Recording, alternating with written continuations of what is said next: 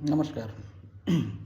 वैसे तो UGC act जो यूजीसी का प्रावधान था उस पर सुप्रीम कोर्ट ने रोक लगा दिया है, लेकिन थोड़ा चालाकियों को समझिए। आप लोग समझना चाहिए कि चालाकी कैसे किया गया है इसमें। सबसे पहला तो यूजीसी एक्ट में जानबूझ करके बड़ा ही माइन्यूट ऑब्जर्वेशन के साथ में कि चूँकि सवर्णों की संख्या अब तक जो आंकड़े हैं या जो माहौल है उसमें सवर्णों की संख्या बहुत कम है, तो बहुत ज़्यादा भाजपा के लिए फ़ायदेमंद जो वर्ग ओबीसी क्लास, उन लोगों ने कहा कि ओबीसी क्लास का संख्या बहुत ज़्यादा है बिहार, यूपी वगैरह वगैरह जैसे राज्यों में। तो जानबूझ करके यूजीसी एक्ट में जो पहले एसटी और एससी का एक्ट था, एट्रोसिटी का, उसमें ओबीसी को जोड़ दिया। लेकिन एक बात ओबीसी समाज के लोगों को समझना पड़ेगा।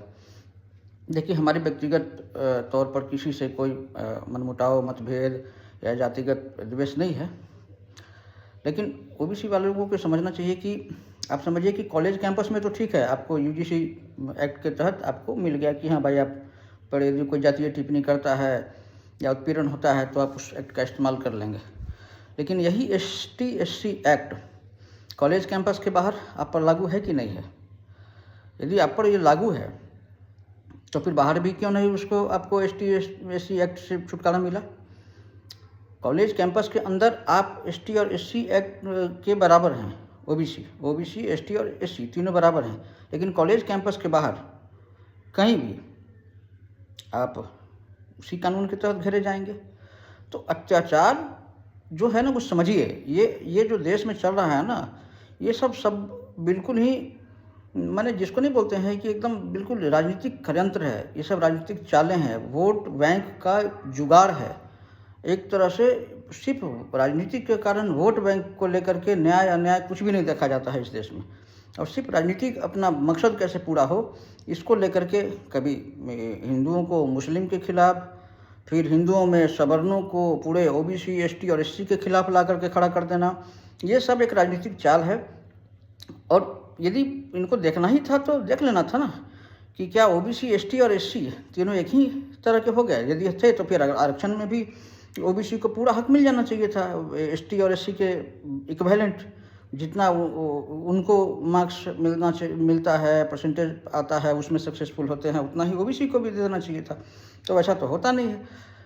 तो उनके लिए जो कट ऑफ है ऑलमोस्ट जनरल के बराबर है, उनके लिए जो एज रिलैक्सेशन है ऑलमोस्ट जनरल के बराबर है, उनके लिए जो फॉर्म फिलअप करने का जो फ़ी निर्धारित है वो ऑलमोस्ट जनरल के बराबर है।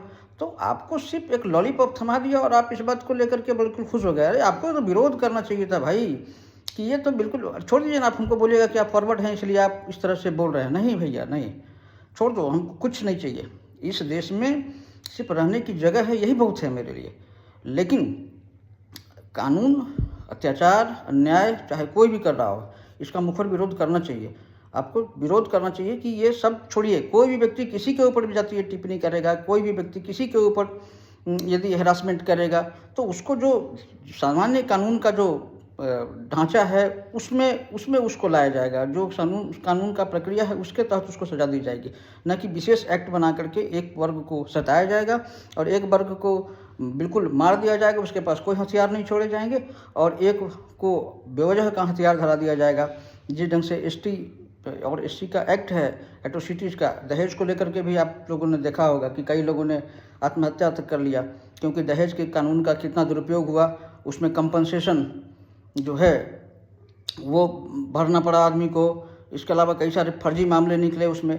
तो आप लोगों को विचार करना चाहिए, देखना चाहिए कि इस तरह का कानून किस तरह से भारत के हित में है, समाज के हित में है, और क्यों ये देश बर्बाद हो रहा है राजनीतिक वालों के चक्कर में, नेताओं के चक्कर में और गुलामी के चक्कर में, मानसिक गुलामी के चक्कर में।